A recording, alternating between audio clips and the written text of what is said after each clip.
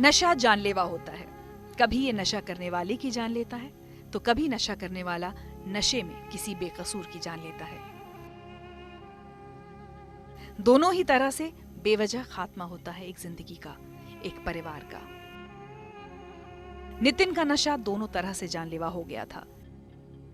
एक तरफ नशे में धुत नितिन ने अपनी कार से एक बेकसूर की जान ले ली, दूसरी तरफ नशे ने उनकी मौत का वक्त मुकर्रर कर दिया। फिर कैसे बची नितिन की जिंदगी?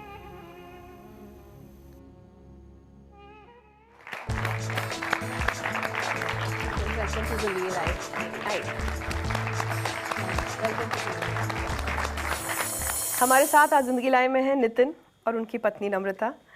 नितिन, मुझे पता चला है कि आपको तो पहले खुद नशे से नफरत थी और उसके बाद आप ही एडिक्ट बन गए।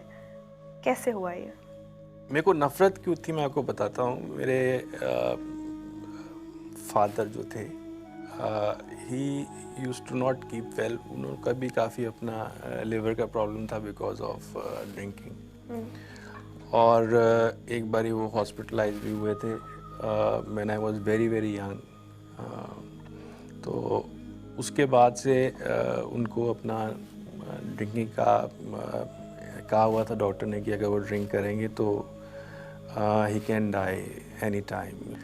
तो इसलिए मेरे स्टार्टिंग से ही दिमाग में था मेरे ब्रदर के that one thing we will not ever do is to have drinks. अब ड्रिंक का मेरे को इतना ज़्यादा मतलब क्या कहते हैं हेट्रेड होते हुए कैसे ड्रिंक की वो आपको बताता हूँ तो you will be a little surprised. On my 18th birthday 24 अगस्त मेरे ब्रदर इन लॉ और मेरे सिस्टर जिनकी मैरिज 90 में हुई थी, वो आए और उन्होंने मेरे को बोला कि चलो आपका बर्थडे सेलिब्रेट करते हैं। अच्छा। बर्थडे सेलिब्रेट करने के लिए हम एक बहुत अच्छे होटल में गए वहाँ पे। फिर मेरा केक कटिंग हुआ and a champagne was popped up. और वो शैम्पेन जो पॉप अप हुई तो everybody mean was looking at me कि हैव इट नाउ। और मैं अपना वहाँ पे मेरे को कोई पर्सन ड्रिंक तो करता नहीं है सोच के कि भी मैं ड्रंकर्ड बनूंगा। मैं what's harm, let me take a sip और टू।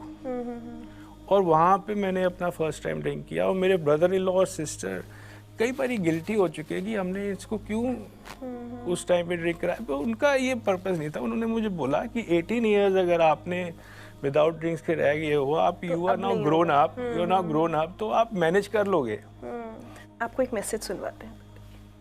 मैं और मेरी वाइफ, उसकी सिस्टर, उस जन्मदिन को मनाने के लिए चंडीगढ़ गए। वहाँ पे हम फिर खाना के लिए गए तो वहाँ पे फिर हमने एक शैम्पेन बॉटल खोली और वही शायद एक शुरुआत थी।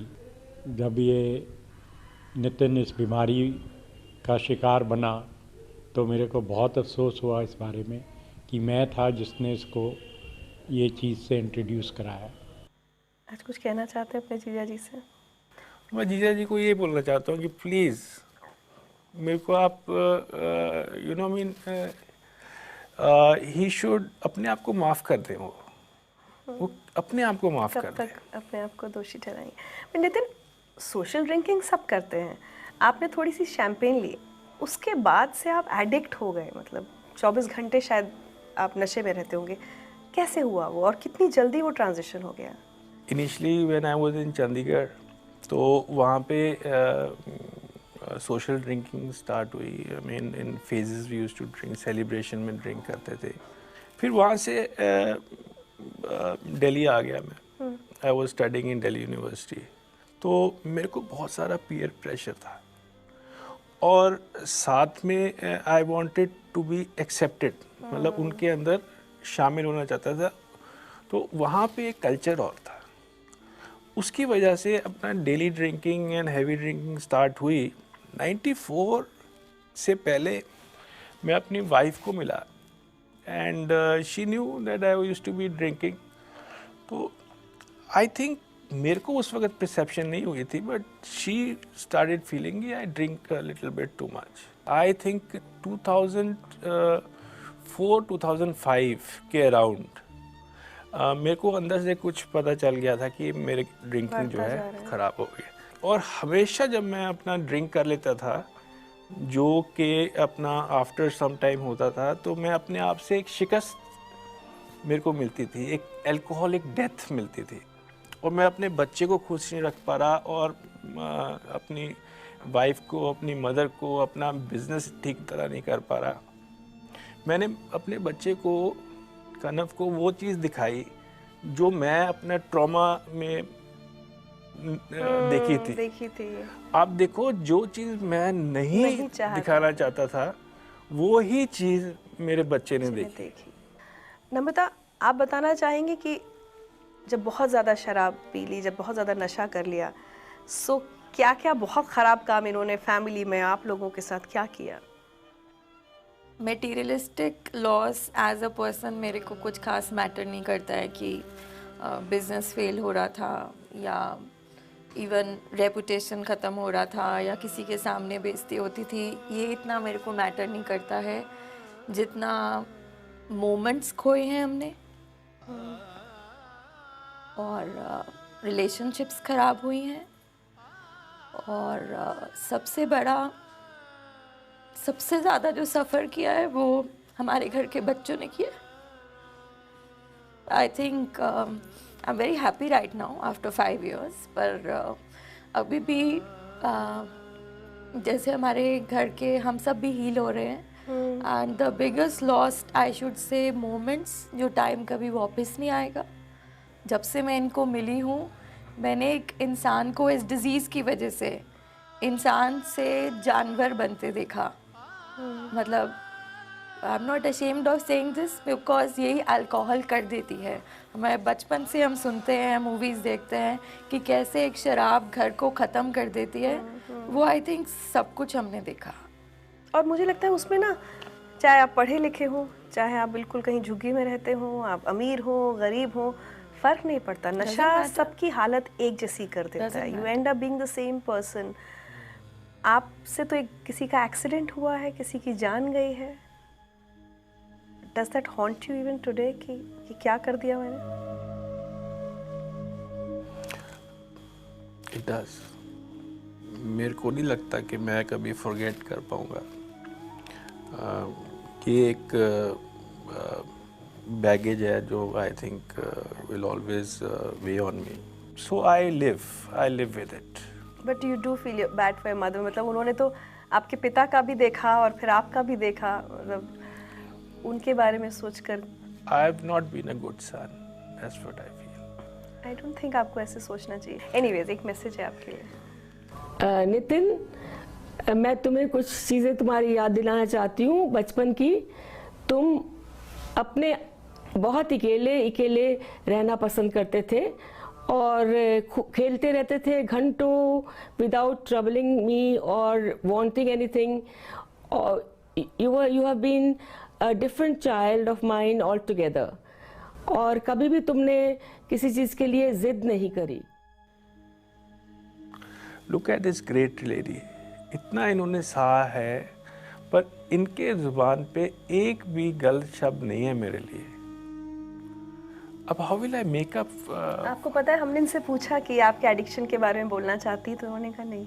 इन्होंने कहा मैं सिर्फ अच्छा बोलना चाहती हूँ, मैं कुछ बुरा याद नहीं करना चाहती. So beautiful. अल्कोहलिज्म एक बीमारी है. इसके अलावा आपको एक और बीमारी हुई, लेकिन तब भी शराब नहीं छूटी आपकी. वो क्या था? ड्यूरिंग ट्रीटमेंट वो एक बीमारी हो जाती है.